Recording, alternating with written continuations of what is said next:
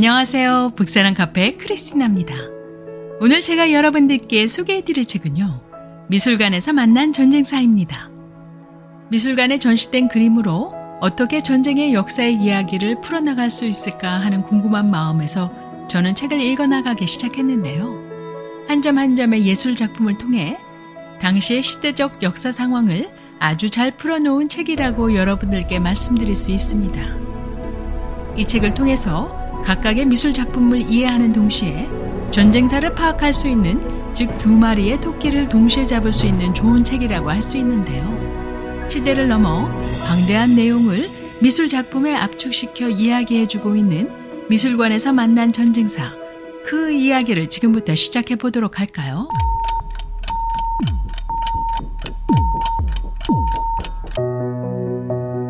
브레이저 하면 우리들은 여성들이 착용하는 속옷임을 누구나 알 수 있는데요. 사실 이 단어의 어원을 따라 시대를 거슬러 올라가다 보면 전혀 다른 뜻을 가지게 되죠. 브레이저는 프랑스어로 블라시에르에서 유래된 단어로서 다름 아닌 전쟁터에서 활을 쏘는 공사들의 팔목 보호대를 가리키는 말이었다고 합니다. 여성의 속옷이 군사들이 사용하던 팔목 보호대와는 다소 거리가 먼 것 같지만요. 영어로 블레이저는 중세 말기를 지나면서 그저 팔목 보호대의 기능을 넘어 가슴 보호구를 통칭하는 용어로 쓰였고요. 19세기로 넘어와 프랑스어 블라시에르는 조끼 혹은 구명조끼 등을 뜻하는 단어로 발전되었죠. 현대적 의미의 블레이저가 만들어진 이후에는 주로 여성들이 가슴에 착용하는 속옷의 의미로 굳혀지면서 지금에까지 오게 되었다고 합니다. 또한 여성 속옷의 단어 블레이저뿐 아니라 콜셋은 중세 갑옷에서 그 아이디어가 나왔다고 하는데요. 20세기 초 중반까지 여성들이 필수 속옷으로 착용했던 콜셋은 갑옷 중 가슴과 배를 보호하는 흉갑의 개념을 본떠 만들어졌다고 하죠. 17세기 이후 총기가 많아지면서 활동성을 떨어뜨리는 전신 갑옷은 대부분 전장에서 사라졌지만요. 심장과 내장 부위를 보호할 수 있는 흉갑은 더욱더 중요시 여겨졌는데요. 바로 흉갑을 철의 재질에서 천으로 바꿔 만든 것이 콜셋의 기원이 되었다고 합니다. 프랑스 낭만주의 화가 테오도르 제리코가 그린 기병의 초상화에 흉갑을 입은 기병의 상반신이 두드러지게 잘 묘사되어 있는데요. 이 그림 말고도 기병의 모습을 담은 그림이 여럿 있다고 하죠. 그 가운데 가장 유명한 그림을 부상당한 흉갑 기병이라고 하는데요. 나폴레옹 군대의 일원인 그림 속의 기병은요, 러시아 전쟁 이후 거듭된 패전에서 부상을 입고 고향으로 돌아온 수많은 프랑스 군인들을 상징한다고 합니다. 흉갑은 이른바 어깨가 벌어져 보이고 허리는 잘록하게 보이는 역삼각형 몸매를 유지시켜준다는 효용성이 강조되어 고대부터 장교들이 역삼각형 몸매를 유지 못하는 것은 나태한 군인이라는 의미로 받아졌다고 하는데요. 허리를 조금이나마 더 가늘어 보이게 하려는 여성들과의 노력과 비슷한 뜻이 있었던 것 같네요. 이 부분에서 에드와르 마네의 거울 앞에서의 작품과 연결고리가 있는 듯 싶습니다. 여성의 하반신의 속옷들도 알고 보면 갑옷 입은 기사로부터 유래되었다고 하는데요. 원래 스타킹은 중세시대 판금으로 만든 갑옷을 입어야 하는 기사들이 갑옷을 입기 전에 속에 입었던 바지 대용의 옷이었다고 하죠. 처음에는 일반 옷을 입고 그 위에 갑옷을 걸쳤지만요. 일반처는 부피로 볼 때 그 위에 갑옷을 걸치기에는 너무 덥기도 하고 활동도 둔해져 얇은 비단이나 레이온으로 만든 속옷으로 갈아입기 시작했습니다. 특별히 땀이 많이 차는 하반신의 경우에 어떤 옷을 입을런지 고민 중에 등장한 것이 스타킹이었는데요. 스타킹은 갑옷이 피부를 긁어 생기는 상처도 막아주고 보온성과 활동하기에 편리했죠. 지금에 와서야 스타킹은 주로 여성이 신지만요. 18세기까지는 남성들이 의례 입는 착용물처럼 여겨졌는데요. 대표적으로 공정화가였던 이아생트 리고가 그린 프랑스 루이 14세의 초상화를 보면 스타킹을 신고 거기에 하이힐까지 신고 있는 왕의 모습을 볼 수 있습니다. 19세기까지는 왕이나 남성 귀족들이 값비싼 천 혹은 비단으로 만든 스타킹을 신고 그들의 다리를 노출시키는 것이 유행이었던 반면에요. 여성들은 하반신 노출을 하면 안 된다는 인식이 오랫동안 유지되어서요. 20세기에나 되어서 여성들이 스타킹을 신게 되었다고 하죠. 우리들이 알고 있는 것과는 달리 초콜릿의 기원은요, 처음에 전투 식량에서 태어난 전쟁터 음식이라고 하는데요. 초콜릿은 아스텍 제국에서 쓰이던 나우아트로로 스디슨 물이라는 의미의 단어인 초콜라틀이란 말에서 유래되었다고 합니다.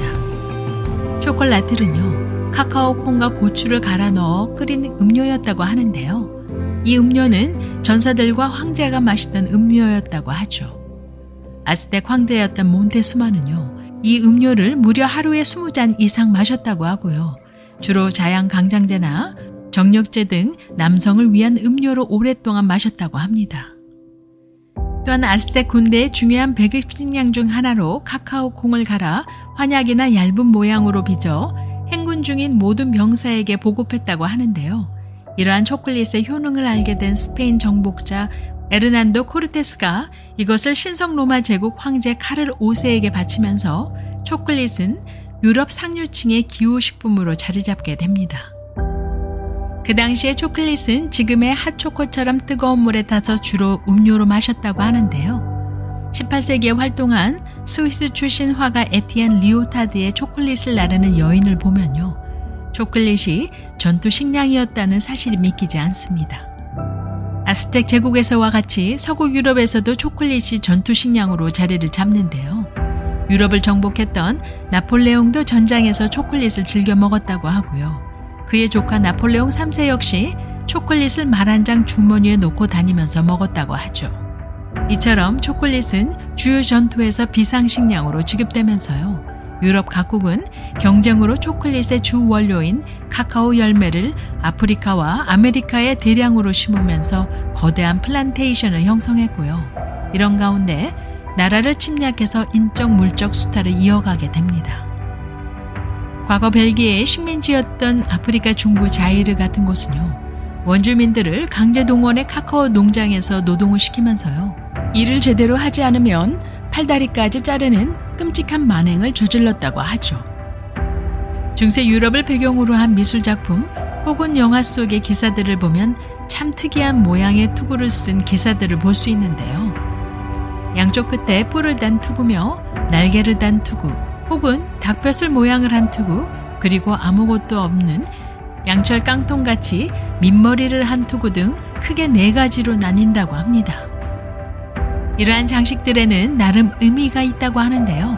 단지 머리 손상을 막을 방어용 수단을 넘어 바로 성경의 4대 복음서 주인공인 마테오, 마르코, 요한, 루키를 상징한다고 하죠. 기사는 묵직한 투구를 쓰는 순간 전쟁에서 목숨을 바칠 각오가 되어 있음을 굳게 새긴다고 합니다. 그래서인지 작가 미상의 황금 투구를 쓴 남자란 작품을 보면 한 나이든 기사의 표정에서 비장함이 느껴지죠. 민머리 투구는 예수의 12사도 가운데 한 사람이 마테오를 상징한다고 하고요. 갈기가 달린 투구는 사자를 상징으로 삼는 마르코를, 날개 모양은 사도 요한을, 그리고 뿔은 황소를 상징하는 루키를 각각 의미한다고 합니다. 이러한 특이한 모양의 투구가 유행했던 시기는요, 유럽 전체가 예루살렘 탈환을 목적으로 삼았던 십자군 원정 시기였죠. 1291년 십자군이 최후의 팔레스타인에서 지중해로 쫓겨날 때까지 200년 가까운 세월을 중동 지역 전체에 큰 영향을 끼쳤습니다. 스페인으로 간 서방 십자군은요, 1492년 그라나다 왕국을 멸망시키면서 레콩키스타라고 부르는 국토 회복 운동에 성공을 거두었고요. 700년에 걸쳐 이베리아 반도의 일부를 지배하던 이슬람 세력을 몰아내는데 큰 역할을 하기도 하죠. 처음에는 사제들이 칼로 사람을 죽이는 것에 대해 반감이 커서 주로 철퇴로 적의 머리를 내리치는 것이 선호되었다고 하고요. 이것은 이교도의 잘못된 정신을 철퇴로 내리쳐 일깨워줄 수 있다는 이유에서였다고 합니다. 그러나 시간이 흐를수록 기사단의 활동 범위가 커지고 세속화되면서요, 수단과 방법을 가리지 않는 약탈과 파괴, 그리고 살인이 자행되기 시작했죠. 후에는 해적이 되거나 국가 발전을 가로막는 이권 집단으로 변질돼 기사단들은요, 국왕은 물론 로마 교황청과의 사이도 악화됩니다.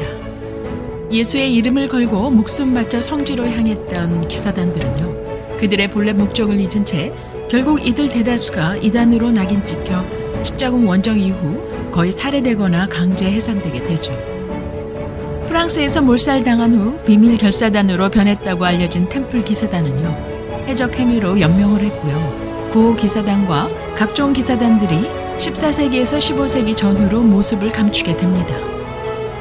오늘날까지도 존재하는 기사단들은 군사 집단이 아닌 구호와 봉사를 목적으로 하는 의료 봉사단체로 과거의 영광을 간직한 채 새롭게 탄생되었다고 하네요. 천년이란 오랜 세월이 흐르고 나서야 원래 그들의 모습으로 돌아간 것이 아닐까 싶습니다. 저는 오늘 여러분들과 함께 미술관에서 만난 전쟁사의 내용을 간략하게 살펴보았는데요. 책안에는 다양하고도 많은 내용을 담고 있어 미술 작품과 전쟁사를 함께 살펴보는 참 유익한 책인 듯 싶습니다. 무심코 지나쳤던 옛 미술 작품을 통해서요, 화가들이 대중에게 알려주고자 하는 메시지를 이해하고 감상한다면 꼭 문서로 남겨진 기록이 아니더라도 각각의 작품을 통해 그 시대에 있었던 전쟁과 역사 배경을 파악하시는데 참 도움이 된다고 여겨지니 여러분들도 한번 읽어보실 것을 추천드립니다. 오늘의 영상을 끝까지 시청해 주심을 감사드리면서요. 구독, 좋아요 잊지 마시고요. 그럼 다음 영상에서 뵐 때까지 안녕히 계세요.